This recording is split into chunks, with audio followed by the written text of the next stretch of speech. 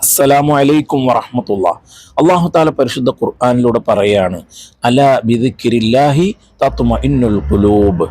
നിശ്ചയമായും അള്ളാഹുവിനെ ഓർക്കുക എന്നുള്ളത്, അള്ളാഹുവിനേക്ക് ദിക്ർ ചൊല്ലുക എന്നുള്ളത് നിങ്ങളുടെ മനസ്സിന് സമാധാനം നൽകുന്നതാണ്. അല്ലാഹു തആല പരിശുദ്ധ ഖുർആനിലൂടെ നമുക്ക് സമാധാനം നൽകും എന്ന് പറഞ്ഞാൽ അത് 100-ൽ 100 100-ൽ മുകളിൽ നമുക്ക് സമാധാനം നൽകുന്നത് തന്നെയാണ്.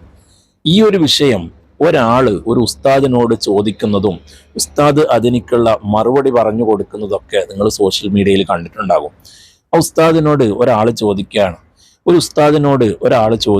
അല്ല ഉസ്താദെ, നമ്മൾ ഇങ്ങനെ അള്ളാഹുവിനിക്ക് ലാ ഇലാഹ ഇല്ലല്ലാഹ് എന്നുള്ള ദിക്റൊക്കെ ചൊല്ലുന്നുണ്ട്, എന്നാലും നമുക്കൊരു മനസ്സമാധാനം കിട്ടുന്നില്ലല്ലോ എന്ന്.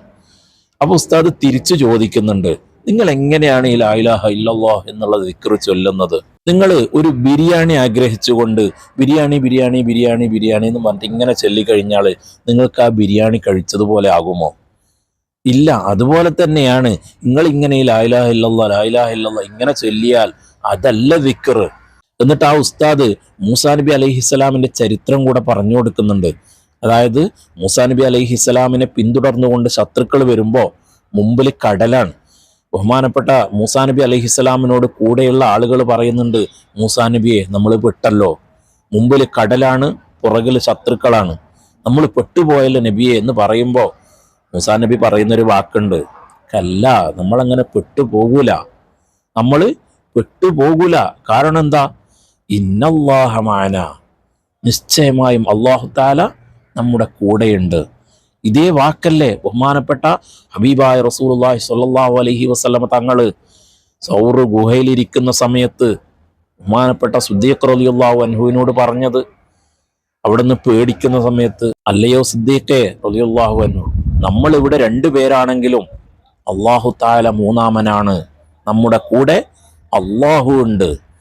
ആ ഒരൊറ്റ ദൃഢനിശ്ചയം, ആ അള്ളാഹുവിനെ ചിന്തിച്ചുകൊണ്ട് അള്ളാഹുവിൽ ലയിച്ചുകൊണ്ട് ഒരു ലാ ഇലാഹ ഇല്ലല്ലാഹ് എന്നുള്ള ദിക്ർ മതി നമ്മൾ രക്ഷപ്പെട്ടു പോകാൻ, നമ്മുടെ മനസ്സിന് സമാധാനം നൽകാൻ. പക്ഷേ നമ്മൾ ആ അള്ളാഹുവിൽ ലയിക്കണം. ഇത് പറയാൻ ഞാൻ എത്രത്തോളം അർഹതയുണ്ട്, ഞാൻ എത്രത്തോളം അർഹനാണ് എന്ന് എനിക്കറിയില്ല. ആ രൂപത്തിലെത്തണം, എന്നാലേ നമുക്ക് സമാധാനം കിട്ടുകയുള്ളൂ. അങ്ങനെ അള്ളാഹുവിൽ ലയിച്ചുകൊണ്ട് നമ്മൾ എത്രത്തോളം ദിക്ർ ചൊല്ലുന്നോ അത്രത്തോളം നമ്മുടെ മനസ്സിന് സമാധാനം കിട്ടും. അള്ളാഹു തആല നമ്മെല്ലാവരെയും നന്നാക്കി തരുമാറാവട്ടെ. ആമീൻ യാ റബ്ബൽ ആലമീൻ. Uchas Creation YouTube channel.